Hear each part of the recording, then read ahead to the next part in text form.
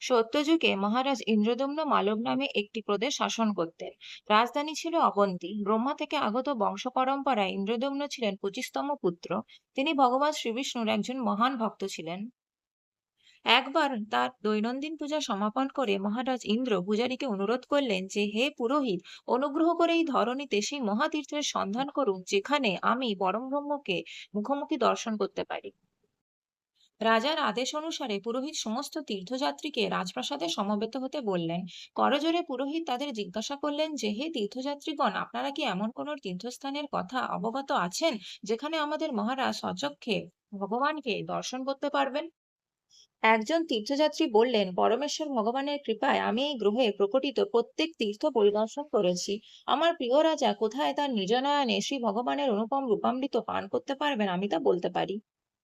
ভারতবর্ষে উগ্রদেশ মানে উড়িষ্যা নামক একটি প্রদেশ আছে। এই প্রদেশে দক্ষিণ সমুদ্রের তীরে বিরাজিত শ্রী পুরুষোত্তম ক্ষেত্র। ওই ক্ষেত্রের একাংশে চতুর্দিকে ঘন অরণ্যানী পরিবেষ্টিত এক মহিমময় পর্বত নীলগিরি বিদ্যমান। ওই পর্বতের শিখরে এক সুবিশাল বটবৃক্ষ বিদ্যমান, যা কল্পবট নামে আখ্যাত। এই মহীরুহের পশ্চিম ভাগে রোহিণীকুণ্ড নামে একটি সুন্দর পুষ্করিণীতে রয়েছে দিব্য স্নানের জন্য অমৃত বাড়ি। ভগবানের কৃপা বাড়ি রূপে ওই পুষ্করিণীকে পূর্ণ করেছে। এই জল মোক্ষপ্রদ, যে কোনো ব্যক্তি ওই কুণ্ডের দিব্য জল স্পর্শ করলে তৎক্ষণাৎ তিনি মুক্তি লাভ করেন। ওই কুণ্ডের পূর্ব তটে পরম পুরুষ শ্রী বাসুদেবের এক বিগ্রহরূপ বিরাজিত। অতিরম্য দর্শনে এই শিব বিগ্রহটি জ্যোতির্ময় ইন্দ্রনীল মণি দ্বারা নির্মিত। যে ব্যক্তি রোহিণী কুণ্ডের দিব্য বাড়িতে অবগমন করে কুণ্ড তটে বিরাজিত এই শিব বিগ্রহকে দর্শন করেন, তিনি জড়বন্ধন হতে মুক্তি লাভ করেন।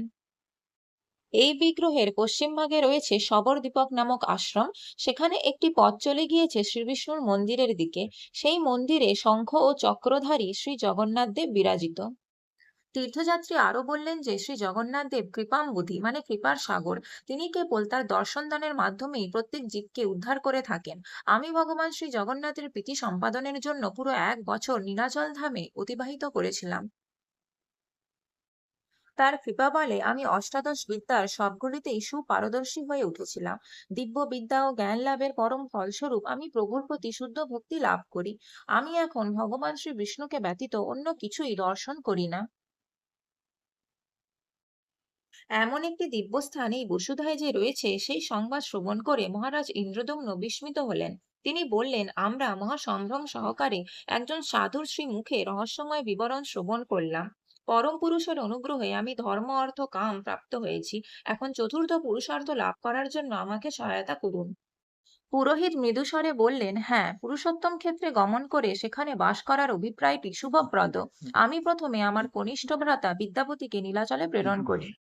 সে সেখানে আপনার এবং আপনার অনুচর পারিষদ বর্গের জন্য একটি শিবির স্থাপনের জন্য উপযুক্ত স্থান নির্ধারণ করতে পারবে। নীলাচল ধাম থেকে তাকে সংবাদ নিয়ে প্রত্যাগমনের অনুমতি দিন। রাজা পুরোহিতের প্রস্তাবে সম্মত হলেন।